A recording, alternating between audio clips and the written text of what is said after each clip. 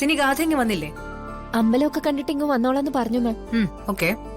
ആ അല്ല മാം, ഈ പൂജ കൊണ്ട് ഗാഥാ മാഡത്തിന്റെ കുടുംബ പ്രശ്നങ്ങളൊക്കെ തീരൂ? തീരണം. ഇവിടുത്തെ പൂജകളെല്ലാം ചെയ്തിട്ട് ധാരാളം പേരുടെ കുടുംബ പ്രശ്നങ്ങളെല്ലാം മാറിയതായിട്ട് ഞാൻ അറിഞ്ഞത്. എന്നാ പിന്നെ ഞാനും ഒന്ന് പരീക്ഷിച്ചു നോക്കാന്ന് കരുതി. അപ്പോ നവീനും വേണ്ടേ? രണ്ടുപേരും പൂജയ്ക്ക് പങ്കെടുക്കണമെന്നല്ലേ അന്ന് പറഞ്ഞത്? നവീനും നമ്മോടൊപ്പം വരാനായിട്ട് ഇറങ്ങിയതാ. എന്തോ അത്യാവശ്യമായിട്ട് മീറ്റിംഗ് വന്നിട്ടുണ്ടെന്ന്. നവീനും മാണിക്കുഞ്ഞും നാളെ പൂജയ്ക്ക് മുമ്പെത്തും. മമ്മി,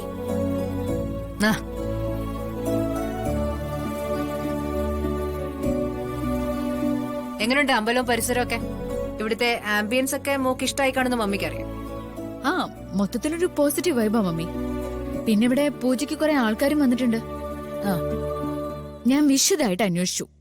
പൂജയുടെ ആദ്യ ദിവസമായ നാളെ ഭാര്യമാര് മാത്രം പങ്കെടുത്താൽ മതി. മറ്റന്നാളാണ് പ്രധാനപ്പെട്ട ദമ്പതി പൂജ. അതിന് 2 പേരും വേണം. ഒരു ടെൻഷനും വേണ്ട മോളെ, നവീൻ നാളെ തന്നെ എത്തും. എന്റെ ടെൻഷൻ അതല്ല.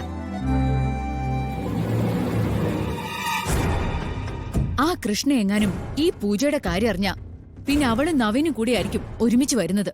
ഏയ്, അതൊന്നും സംഭവിക്കില്ല. ഇത്രയും ദൂരെ ഈ കാടിന് നടുവിലുള്ള ഈ അമ്പലത്തെക്കുറിച്ചും ഇവിടുത്തെ പൂജകളെക്കുറിച്ചും ഒക്കെ അവൾ എങ്ങനെ അറിയാനാ? അതെ, ഗാഥാ മാഡം വെറുതെ ഓരോന്ന് ആലോചിച്ച് ടെൻഷൻ ആവണ്ട. നവീന്റെ എന്റെയും ജീവിതത്തില് എന്ത് മംഗളകാര്യം നടക്കാൻ പോയാലും അവിടെ എങ്ങനെയെങ്കിലും അവളെത്തി അത് കൊണാക്കി കയ്യിൽ തരും. അതാണല്ലോ അവളുടെ പതിവ്. അതുകൊണ്ടായിരിക്കും എന്റെ മനസ്സില് ഇങ്ങനൊരു പേടി വരുന്നേ.